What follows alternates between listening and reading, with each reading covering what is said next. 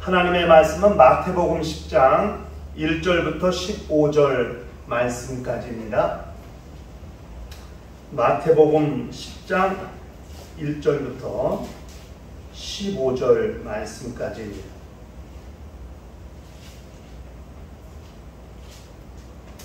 찾으셨으면 한 절 한 절씩 교독을 하도록 하시겠습니다.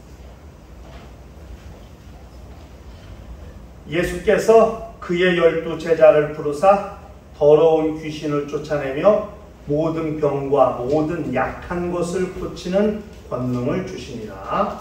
12 사도의 이름은 이러하니 베드로라 하는 시몬을 비롯하여 그의 형제 안드레와 세베대의 아들 야고보와 그의 형제 요한, 빌립과 바돌로메, 도마와 세리마테, 알페오의 아들 야고보와 다데오, 가나안인 시몬이며 예수를 한 자.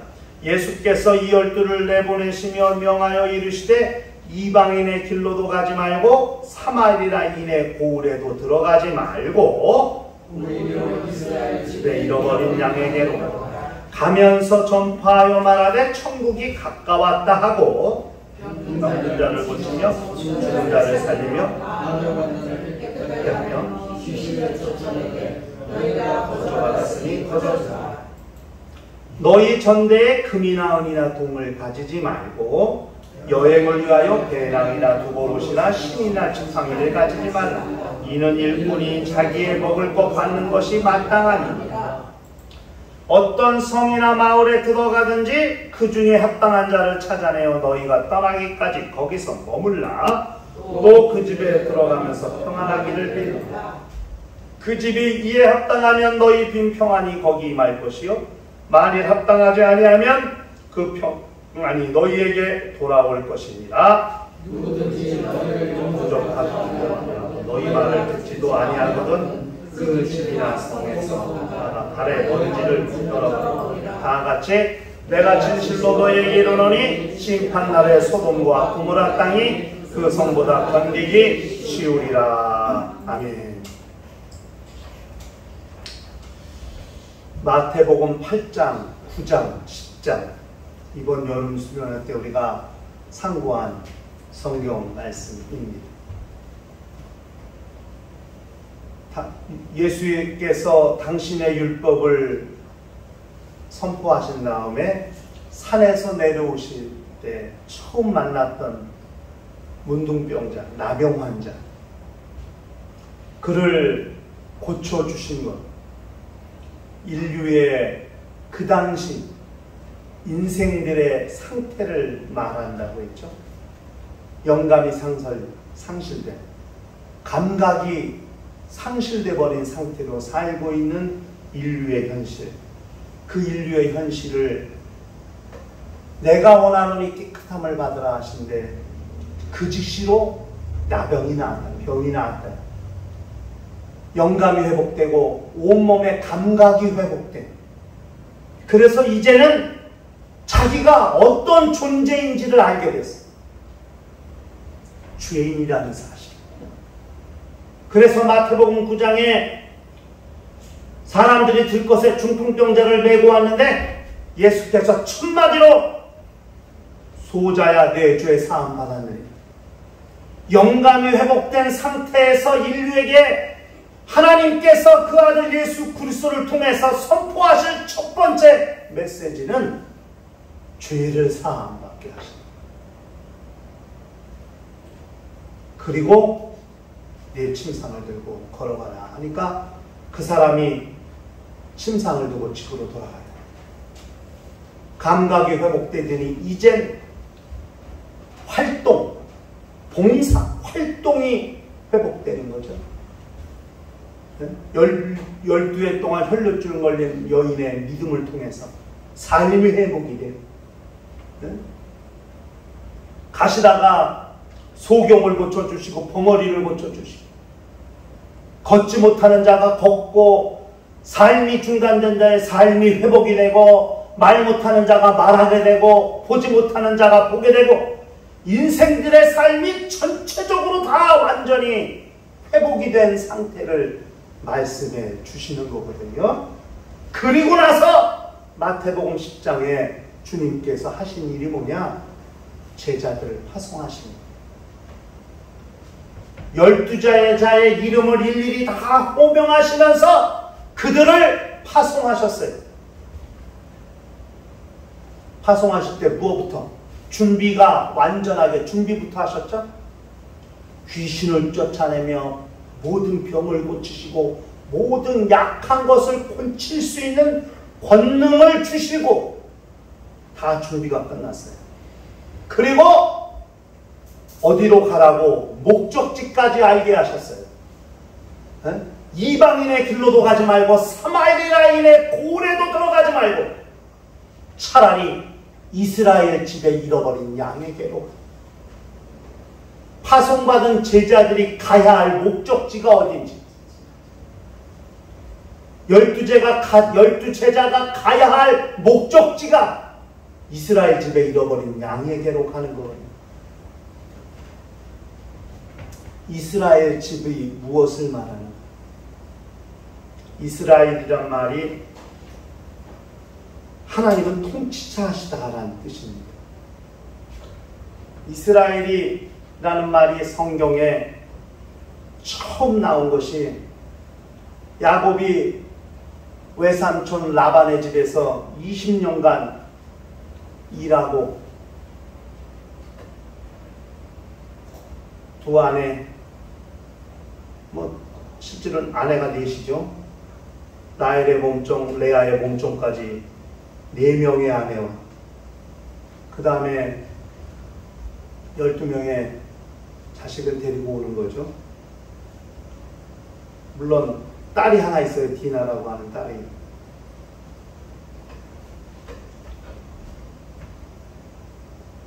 그렇게 돌아오다가 자기 형 에서가 400명의 군사를 거느리고 자기를 맞으러 온다는 말을 들었어요. 20년이 지났어요. 20년 전에 무슨 일이 있었는데요? 네? 형 에서에게서 장자권을 뺏었죠. 팥죽 한 그릇에. 그리고 아버지가 장자에게 축복해야 할 축복도 가르쳤어요. 그래가지고 에서한테 죽임을 당할까봐 밤새 도망쳐서 외삼촌 집으로 피해간 지 20년 만에 아버지 집으로 돌아오는 거예요. 야곱이 도망쳐서 베델에 이르렀어요. 루스라고 이름했던 베델에 이르렀을 때 거기서 돌베개를 대고 잠을 자다가 꿈을 꾸잖아요. 사닥다리가 하나 있는데 하늘까지 닿았어요. 그 천사들이 그 사닥다리를 오르내리는 꿈을 꿨어요. 잠에서 깬 야곱이 자기가 돌베개 베고 자던 그 돌베개를 취해서 세우고 거기에 기름 붓고 하나님께서 여기가 과연 하늘의 문 하나님의 집이다. 그래서 루스라는 이름을 베델이라고 붙여. 베델이 하나님의 집이라는 뜻이거든요. 베델이라고 이름을 바꿨어. 그리고 하나님께 서원하기를 하나님 내가 아버지 집으로 평안하게 돌아오게 하시면 내가 이곳이 하나님의 집, 하나님의 전이 될 것이고 내 수입의 10분의 1을 하나님께 드리겠습니다. 그렇게 하나님께 소원해요. 그리고 20년 만에 돌아오는 거예요. 그런데 20년이 지났는데 에서는 그 앙금이 남았는지 아니 지 혼자 데리러 오지 왜 400명을 거느리고 오냐고. 겁나게. 야곱은 성품이 여자 같아서 소심해가지고 그런데 얼마나 충격. 그러니까 자기 재산을 2대로 나눴어요. 그래서 이 한 곳을 치면 다른 한 곳은 남겠지. 보냈어요. 그리고 12아들 다 보내고 맨 마지막에 라헬을 보내고 요셉을 보냅니다. 그리고 자기는 홀로 남아서 하나님께 기도하는 거예요. 막 기도하는데 천사가 나타났어요. 천사 붙잡고 나에게 축복해달라고 밤새 천사와 씨름했어요. 야곱 강가에. 난 야곱 강가라고 그래가지고 가봤어요. 솔직히 엄청 실망해서 이게 무슨 강이야. 그냥 이렇게 내리막한 여기 언덕이 이렇게 가다가 쑥 내려가는데 거기가 야복강이래. 물도 하나도 없어. 비가 오면은 갑자기 비가 서울 같은 소나기가 내리면 물이 흘러가는 그냥 또랑이야. 근데 거기가 야복강가래. 이야, 여기가 야복강가구나. 좀 실망을 했어요. 근데 반세 천사와 씨름해서 천사에게 얻은 이름이 있어요. 내 이름이 뭐냐? 야곱입니다. 그래? 그러면 이제 야곱이라 하지 마라. 이스라엘이라 하라. 그 사람 이름을 바꿔주셨거든요. 야곱이 에서가 될 수는 없어요. 이건 창조 법칙이야. 쌍둥이가요, 시간차가 없어요. 보통 쌍둥이는 쌍둥이인데 5분 차이에요, 10분 차이에요, 30분 차이에요 이러잖아요. 에서와 야곱은 시간차가 없어. 나온 순서만 있을 뿐이야. 왜? 형 박꿈치를 잡고 나왔기 때문에 비엔나 소세지 딸려 나오듯이 그렇게 딸려 나온 것이지 시간차가 없어. 30초, 10초라도 시간차가 있다면 억울하지 않을 거예요. 붙잡고 나왔어요, 형 발을. 복중에서부터 지가 형 되겠다고 엄청 싸웠어. 리브가 엄마 뱃속에서 쌍둥이인데 그런데도 에서를 못 이겼거든요. 그 에서가 먼저 나왔어. 오죽하면 자기가 먼저 나가겠다고 싸마다가 형 발뒤꿈치라도 잡고 빠져나왔어. 나온 순서만 있지 시간차가 없는 쌍둥이에요. 에서와 야곱. 야곱이 에서가 될 수는 없어. 이건 하나님의 창조 법칙이야. 차자가 장자가 될 수는 없어. 나오는 순간에 정해진 거예요. 장자와 차자는. 차자가 장자가 되는 법은 없어. 이 세상에서. 아무리 장자권을 사고 아무리 장자가 받아야 할 축복을 가로채서 받았다 할지라도 야곱이 에서가 되지 못해. 야곱에게 이것이 일생의 소원이야. 안 돼. 하나님도 그걸 못해. 순서 뒤바꾸고 다시 어머니 뱃속에 들어갔다가 야곱부터 꺼내 주실 수도 없어. 안 되는 거예요. 그러니까 하나님이 너 야곱이냐? 그 이름 이스라엘이라. 야곱은 평생 에서 밑에야. 순서로 서열이. 에서를 주인으로 섬기고 살아야 돼. 그런데 하나님이 야곱을 나가서 이스라엘이라고 하십니다. 야곱의 통치를, 에서의 통치를 받고 살아야 되는데 에서의 통치가 아닌 하나님의 직접적인 통치를 받고 살 수 있도록 하나님이 이름을 바꿔주신 겁니다. 그게 이스라엘입니다. 하나님은 통치하시는 하나님, 지배하시는 하나님. 그래서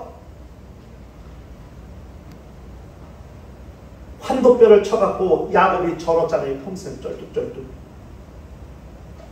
그리고 에서를 만난 거예요. 그게 뭐라고 그래요? 야곱이 형 보고 내가 형의 얼굴을 주의 얼굴을 뵙는 것 같아. 내 주여, 내 주라고 한다고요. 왜? 이 세상에선 에서가 주인이야. 어쩔 수 없는 거예요. 그렇게 만나서 둘이 껴안고 야곱이 준 선물 마다하지만 야곱이 억지로 형에게 예물을 드리고 그 다음에 에서가 자기가 하고 같이 가자고 했더니 야곱이 정중히 거절하잖아요. 내 자식도 많고 나는 우양 새끼도 많아서 쳐야 되니까 주님 먼저 가시라고. 형은 먼저 가시고 내가 나중에 따라가겠다고 해놓고 야곱은 다른 길로 갑니다. 그리고 평생 에서와 야곱이 만난 적이 없어. 딱 한 번 아버지가 소천했을 때, 야곱이 에서가 죽었을 때, 리브가가 죽었을 때, 그때 만나는 거예요. 그리고 에서와 야곱은 평생 같이 산 적이 없어. 하나님께서 야곱을 이스라엘이라고 이름을 바꿔주신 다음에 이게 하나님이 야곱에게 주신 북이거든요. 이스라엘. 하나님이 통치하시는 사. 그런데 생각해 보세요. 하나님께서 지금 아담을 잃어버리신 거 아니에요. 에덴 동산에서. 죄를 지음으로써 합법적으로 마귀의 하나님의 수하였던 아담이 하나님의 수하가 아닌 마귀의 수하로 들어가 버리게 된 사건이 선악과를 먹은 다음부터 아닙니까? 진 자는 이긴 자의 종이라서 결국 아담은 평생처럼 마귀에게 종노릇하는 마귀의 수하로 살게 된 거 아니에요. 평생 영원히. 하나님께서 그 아들을 보내셔서 마귀의 권세로부터 인류를 구원하시기 전까지 인류는 마귀의 종으로 살게 되는 거거든요. 하나님은 잃어버린 자를 찾으시는 데 관심이 있어요. 그래서 뽕나무에 올라갔던 삭개오에게도 삭개오야 내려오라. 내가 오늘 네 집에 유하여야 하리라. 그리고 삭개오의 집에 들어갔더니 사람들이 죄인의 집에 들어갔다고 엄청 수군대고, 그때 주님이 하신 말씀은 이 사람도 이스라엘 자손이더라. 인자가 오는 것은 잃어버린 자를 찾아 구원하려 함이라고 그렇게 말씀했습니다.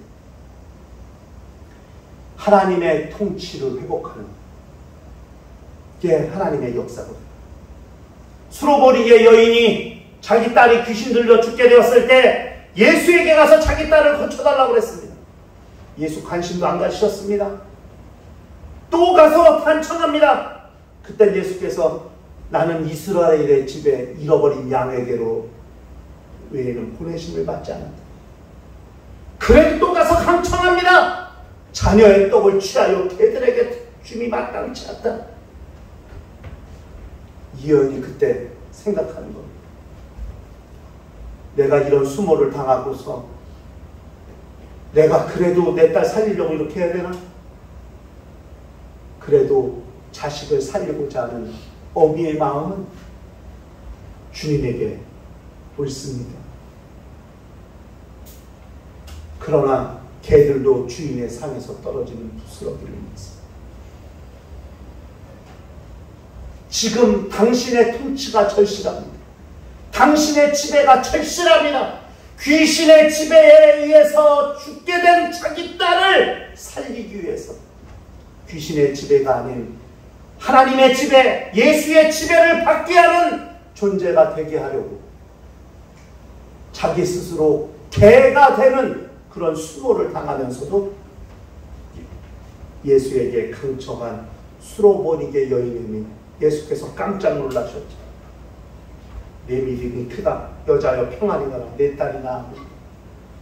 갔더니 언제 나았냐니까 예수께서 딱 그렇게 선언하시던 그 시각에 그 얼마나 떨어졌는지 모르지만 수 킬로 떨어진 집에 있는 딸이 귀신에게서 억압해서 자유함을 얻게 됐다.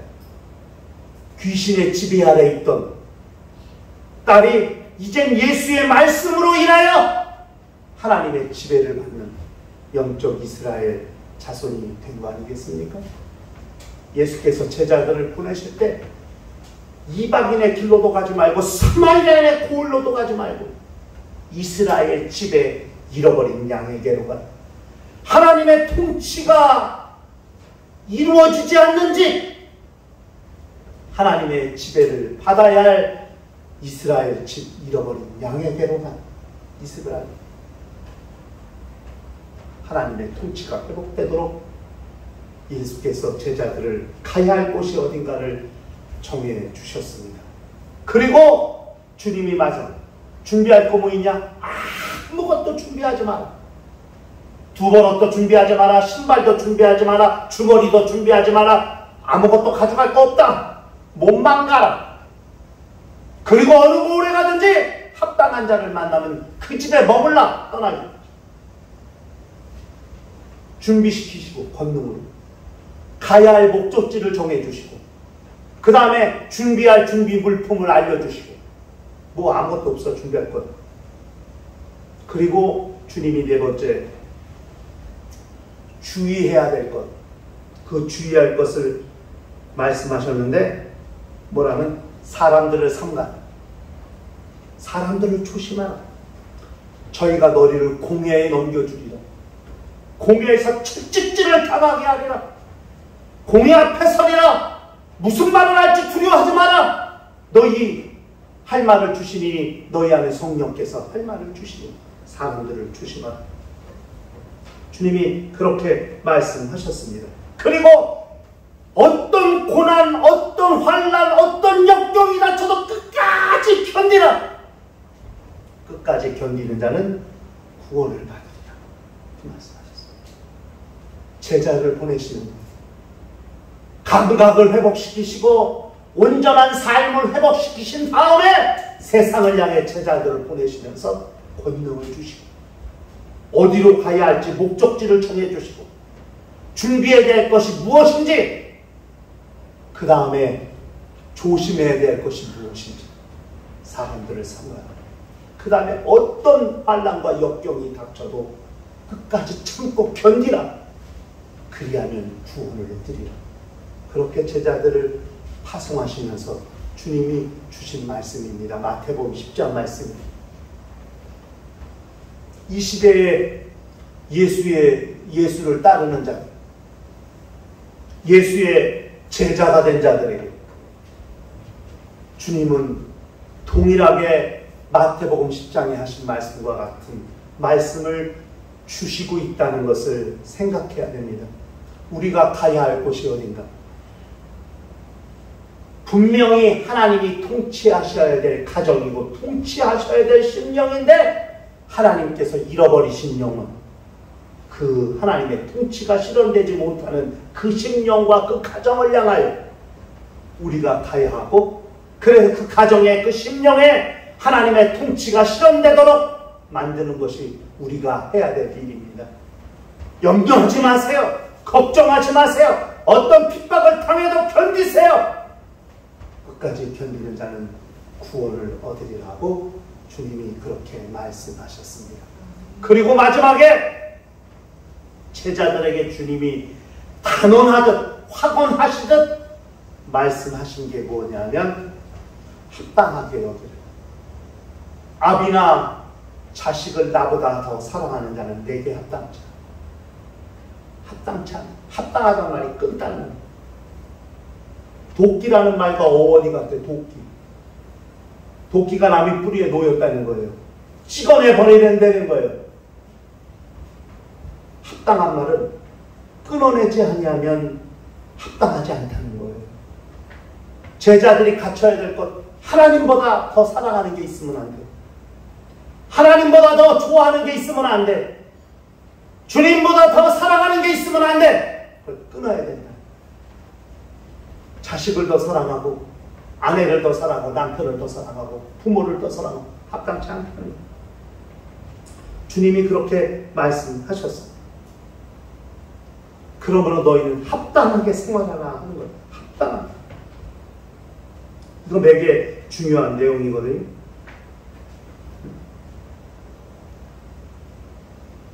그리고 십자가를 지고 나를 좇지 않는 자도 내게 합당치 아니하여. 자기 십자가를 지는 거예요. 자신들이 져야 될 십자가가 있어요.